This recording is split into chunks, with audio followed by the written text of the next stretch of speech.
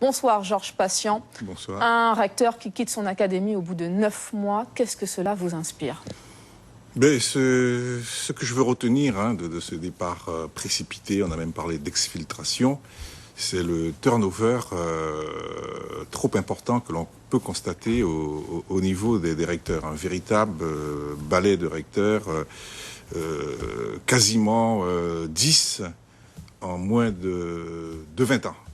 Bon, mais je ne peux pas m'arrêter sur la personne de ce recteur. Ce qui est le plus important, j'écoutais encore ses propos, c'est son aveu d'échec. Un aveu d'échec, un échec qui semblait aller en s'empirant. Et c'est le sort de nos enfants qui doit maintenant nous intéresser. Il part parce que selon lui, il n'avait pas les conditions pour réussir.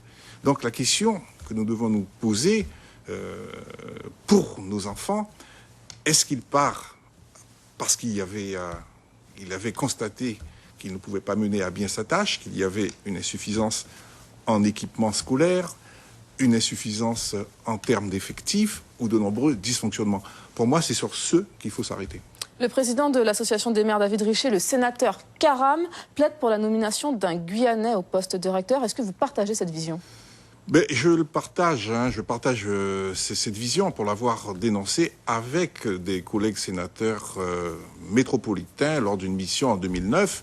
Nous étions passés au rectorat et eux-mêmes, ils avaient été surpris, ils l'ont mis dans le rapport, de ne pas voir parmi l'encadrement, parce que je ne parle pas que du recteur, mais de tout l'encadrement du rectorat, de ne pas voir un Guyanais. Ce que l'on remarque aussi, ce que certains syndicats dénoncent, c'est que l'on nomme des recteurs qui prennent ce poste pour la première fois. Est-ce que vous, élus, vous pouvez relayer cette exaspération qu'on semble déceler chez certains syndicats?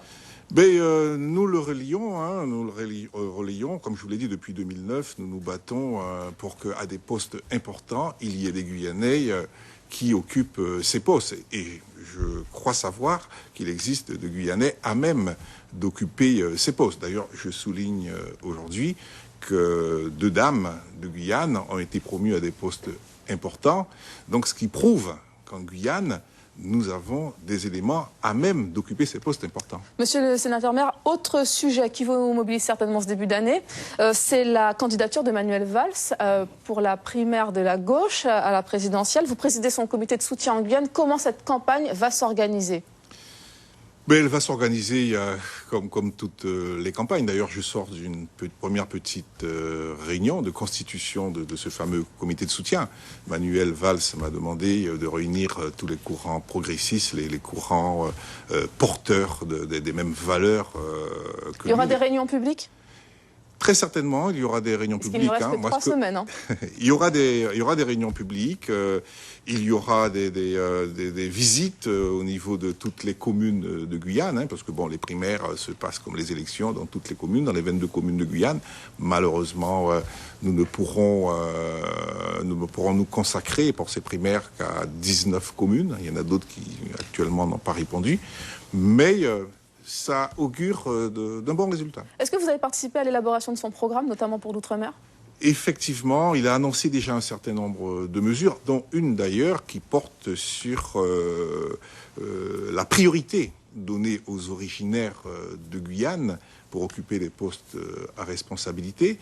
Il a déjà annoncé un certain nombre de mesures, mais d'ici la semaine prochaine, avec lui, nous travaillerons pour faire élaborer un programme adapté à la réalité de notre Guyane. Est-ce que certains maires de Guyane vous ont déjà assuré de leur soutien à la candidature de Manuel Valls?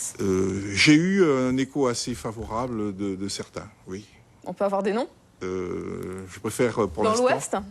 Pas seulement dans l'Ouest, mais même dans des grandes villes de Guyane, oui. Dans des grandes villes de Guyane. Autre sujet, qui fait partie d'ailleurs c'est une préoccupation du programme de Manuel Valls, c'est le non-cumul des mandats. Lui, il veut l'élargir dans le temps. S'il avait été élu, vous n'auriez pas pu être maire de Mana depuis 1989, 28 ans sans interruption. Et ce mandat, vous allez l'abandonner cette année pour respecter la règle du non-cumul des mandats. Est-ce que vous avez des regrets en tant que maire, des choses que vous n'avez pas pu faire? J'ai pas de regrets particuliers, parce que j'avais misé beaucoup sur l'éducation. Et quand je partirai, Mana, qui à l'époque n'avait qu'une école élémentaire, sera doté de 4 écoles élémentaires primaires, un lycée qui va jusqu'au BTS. Donc une satisfaction de niveau collège d'éducation. dans ce domaine, oui. Peut-être dans le domaine de l'économie, quelques regrets.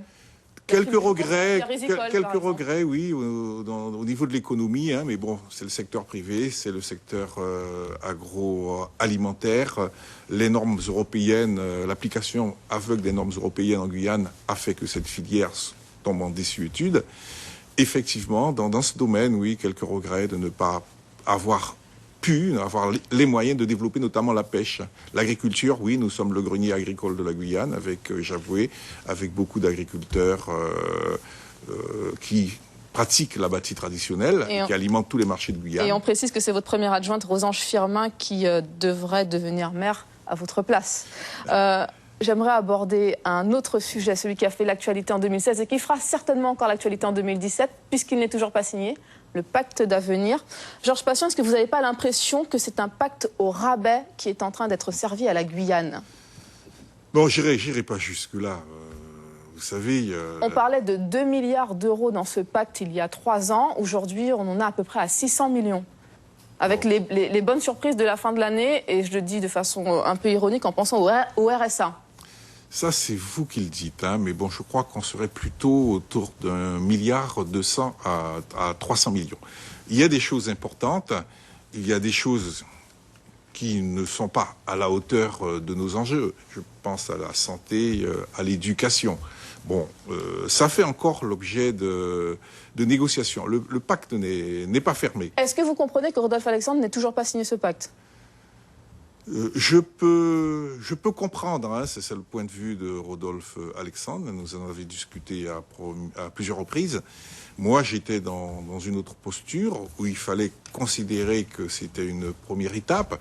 Il y avait des choses quand même que je considérais comme très importante, ne serait-ce que sur le plan du symbole. C'est la première fois qu'un gouvernement accorde d'un trait 100 000 hectares aux collectivités de Guyane. Jamais aucun gouvernement ne l'avait fait jusqu'alors.